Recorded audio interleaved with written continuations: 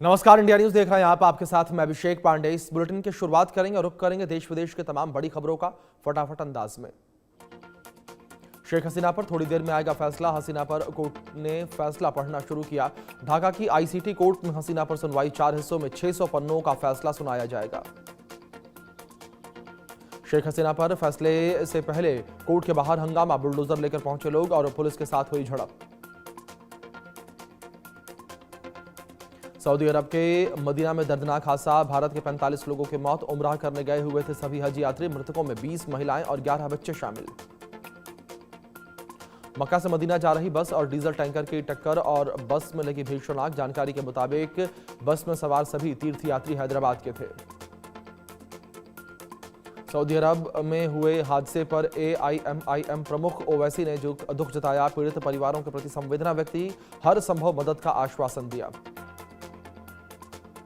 हादसे पर असदुद्दीन ओवैसी ने कहा कि मैंने रियाद स्थित भारतीय दूतावास में डिप्टी चीफ ऑफ मिशन से बात की है और मैं केंद्र सरकार से अनुरोध करता हूं कि वे शवों को भारत वापस लाएं, घायलों को बेहतर इलाज मिले।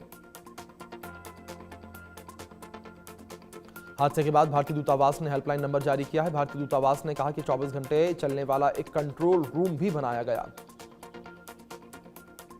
विदेश मंत्री डॉक्टर एस जयशंकर ने हादसे पर दुख जताया। कहा कि मदीना में हुई दुर्घटना से गहरा सदमा पहुंचा है। पीड़ित परिवारों के प्रति मेरी गहरी संवेदना, घायलों के शीघ्र स्वस्थ होने की कामना।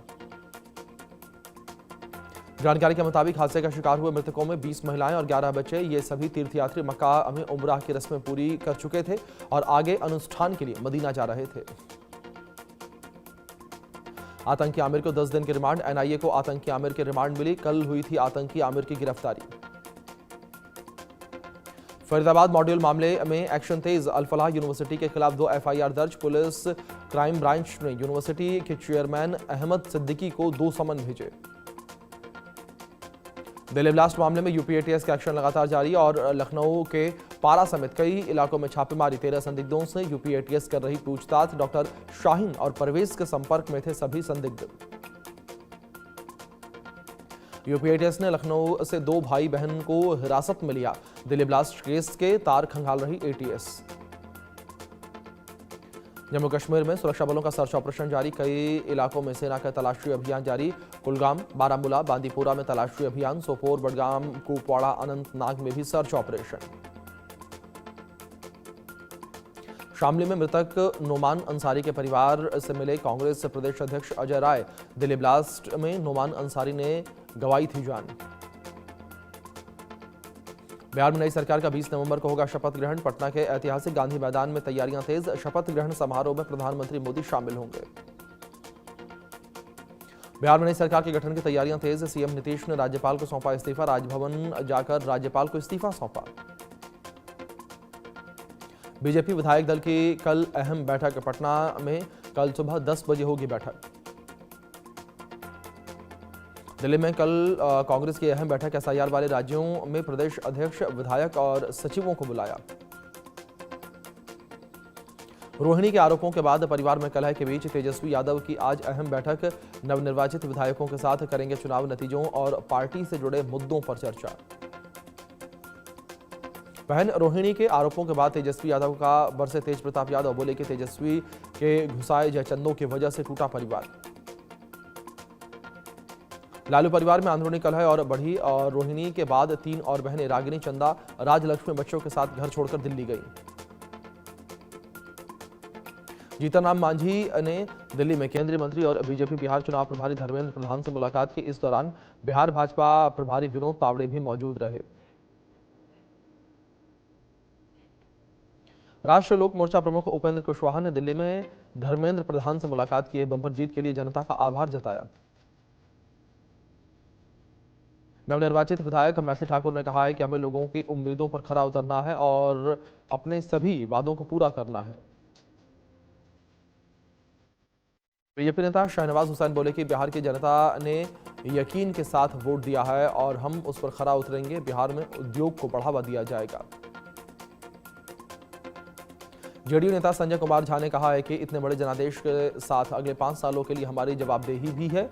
हम उस पर खरा उतरने की कोशिश करेंगे। वीआईपी प्रमुख मुकेश सहनी ने नतीजों पर कहा कि एनडीए को पैसे के दम पर जनादेश मिला है। देश का लोकतंत्र खतरे में है। हम मजबूती से लोकतंत्र को बचाने के लिए लड़ेंगे। लालू यादव के परिवार में फूट पर मुकेश सहनी ने कहा कि परिवार में यह सब होना सही नहीं है। हमें अपनी गलतियों से सीखकर आगे बढ़ना चाहिए।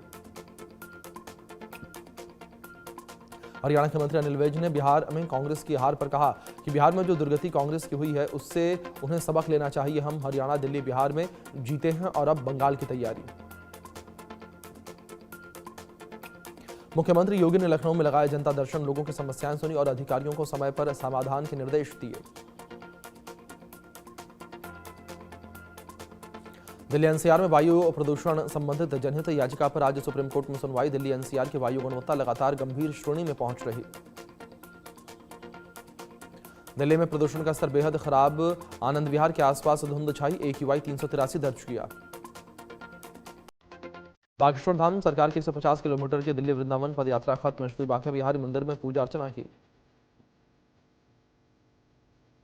अमेरिका में मादक पदार्थ तस्करी पर बड़ा एक्शन। सेना ने पूर्वी प्रशांत समुद्री क्षेत्र में एक नाव पर घातक हमला किया और नाव में सवार 3 लोगों की मौत। पेरिस में त्योहारों के मौसम का स्वागत किया गया और चारों ओर जगमग लाइटों से दिखा सुंदर नजारा। आतिशबाजी ने पर्यटकों का दिल जीता। जापान में सकुराजिमा ज्वालामुखी में हुआ भयंकर विस्फोट। करीब 4 किलोमीटर तक आसमान में उठी लावा और राख।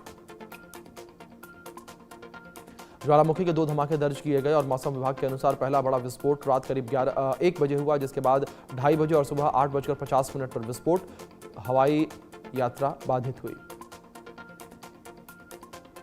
चिली में राष्ट्रपति पद चुनाव के लिए मतदान। पहले दौर में मतदान खत्म हुआ।